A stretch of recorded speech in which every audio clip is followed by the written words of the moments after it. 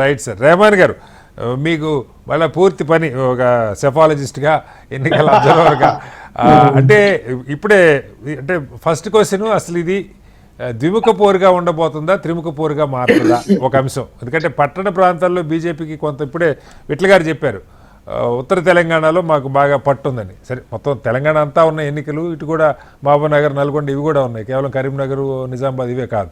అయితే ఎలా ఉండబోతుంది ఒకటి. రెండు, రాష్ట్రంలో జరుగుతున్న పరిణామాల ప్రభావం ఎన్నికల మీద ఏ మేరకు ఉంటుంది.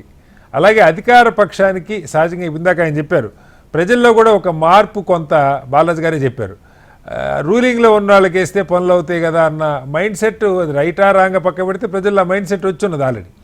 సో ఈ నేపథ్యంలో ఎన్నికలు ఎలా ఉండే అవకాశం ఉంది? ఖటర్ గారు, మీకు అట్లానే ప్యానెల్లో ఉన్న మిత్రులందరికీ, హెచ్ఎం టీవీ ప్రేక్షకులకు, యాజమాన్యానికి గుడ్ ఈవినింగ్. నిజానికి మనం జూబ్లీ హిల్స్ ఉప ఎన్నికలు, అంతకుముందు ఎన్నికలు చూస్తూ వచ్చినాం. గతంలో జరిగినటువంటి మున్సిపాలిటీలు, మున్సిపల్ కార్పొరేషన్ ఎన్నికలు చూసినాం. అయితే ఆ ఎన్నికలకి ఈ ఎన్నికలకు డెఫినెట్ గా తేడా ఉందండి. అప్పుడు చాలా పట్టణ ప్రాంతాలలో, అంటే మరి ముఖ్యంగా నిజామాబాద్, కరీంనగర్ లో అసలు కాంగ్రెస్ పార్టీ లేనే లేదండి. డబుల్ డిజిట్ ఓట్లు వచ్చినాయి. అంటే 100 లోపు, ఒక్కొక్క కార్పొరేటర్ కు 100 లోపు ఓట్లు వచ్చినాయి.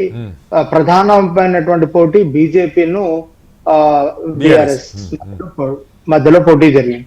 కానీ ఇప్పుడు మారిన పరిస్థితులు అండి. అక్కడ ఆయా ప్రాంతాల నుంచి మంత్రులు ఉన్నారు, ఇన్ఛార్జ్ ఎమ్మెల్యేలు ఉన్నారు. మారిన పరిస్థితులలో డెఫినెట్ గా అధికార పార్టీకి పెద్ద అడ్వాంటేజ్ ఉంటది.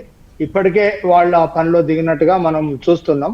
అంటే గత మున్సిపాలిటీలలో జరిగినట్టుగానే ఈసారి ఎన్నికలు ఉంటాయి అనుకోవడానికి వీల్లేదు. ఖచ్చితంగా బీజేపీకి ఇది కొంత డిసడ్వాంటేజ్. ఎందుకంటే కాంగ్రెస్ సంబంధించిన, అంటే ప్రధాన ప్రతిపక్ష పాత్రను గత మున్సిపల్ ఎన్నికల్లో బీజేపీ పోషించింది. ఇప్పుడు అది గేమ్ చేంజ్ అయిపోయింది అండి. అది కాంగ్రెస్ వైపుకి వచ్చేసింది.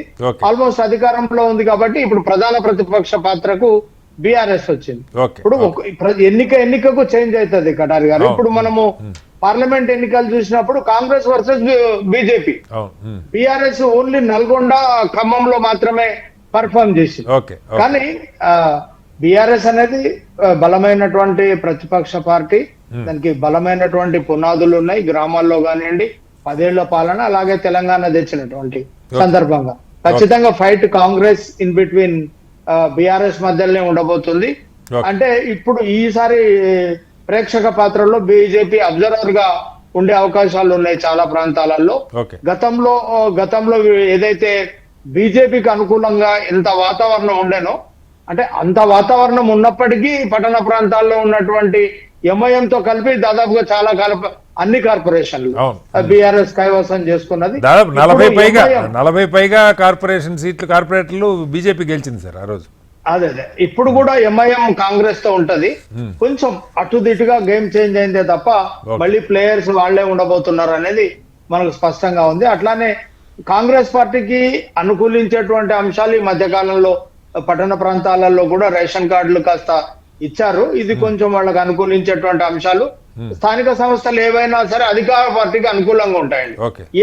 ఏ ఉప ఎన్నికలైనా, స్థానిక సంస్థల ఎన్నికలైనా అది కాస్త అడ్వాంటేజ్ తీసుకోవచ్చు.